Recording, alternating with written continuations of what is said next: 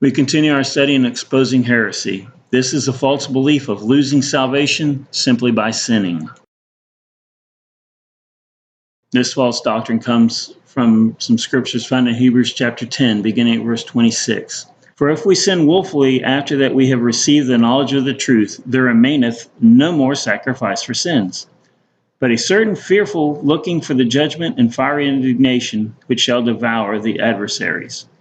He that despiseth Moses' law died without mercy under 2 or 3 witnesses. Of how much sorer punishment, supposed ye, shall he be thought worthy, who hath trodden under foot the Son of God, and hath counted the blood of the covenant, wherewith he was sanctified, an unholy thing, and hath done despite unto the Spirit of grace. To have a fixed determination to sin or to sin willfully after we become Christians would be to forfeit all hope of heaven under this false doctrine. To fall so low as that would put a Christian beyond hope. There is no such thing as getting salvation back again if you fall from grace.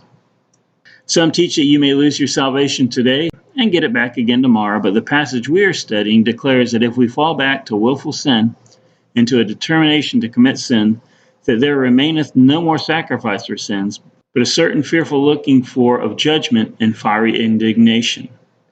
The absurdity of the doctrine of falling from grace is here seen.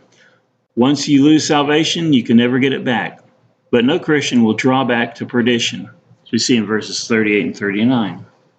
These hypothetical cases are given to show the consequences of certain heretical doctrines. Some denied the resurrection of Christ, 1 Corinthians 15 and 14. If Christ be not raised, our faith is in vain. Some teach that we can turn back to willful sin and fall away from grace. And Paul answers, if you do, there will be no such thing as ever getting it back again, since that would force Christ to come back to the world and be crucified again. He no more endorsed the doctrine of falling from grace in Hebrews 6, 4 through 9, and Hebrews 10, 26 to 29, than he did the idea that Christ had not been raised from the dead in 1 Corinthians 15, 14.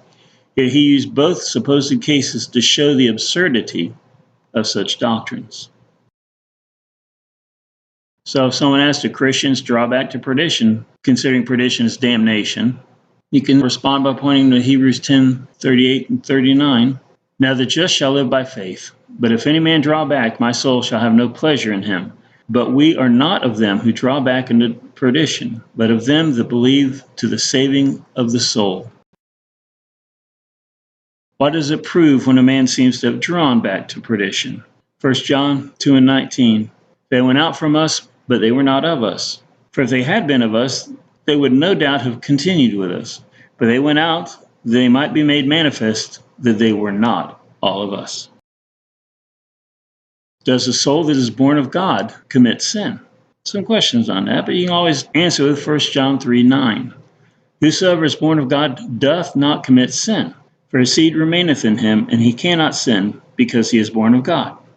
Oh, then why is this all going on? Does the flesh, that is, the unregenerated part of a Christian, sin?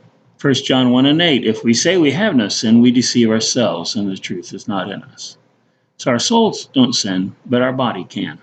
We are a triune creature. Do all things work together for good to the Christian? This should answer a lot of it. Romans 8:28. And we know that all things work together for good to them that love God, to them who are the called according to his purpose. Because after all, if all things work together for good to a Christian, would it be good for his soul to go to hell when he dies? I would say no.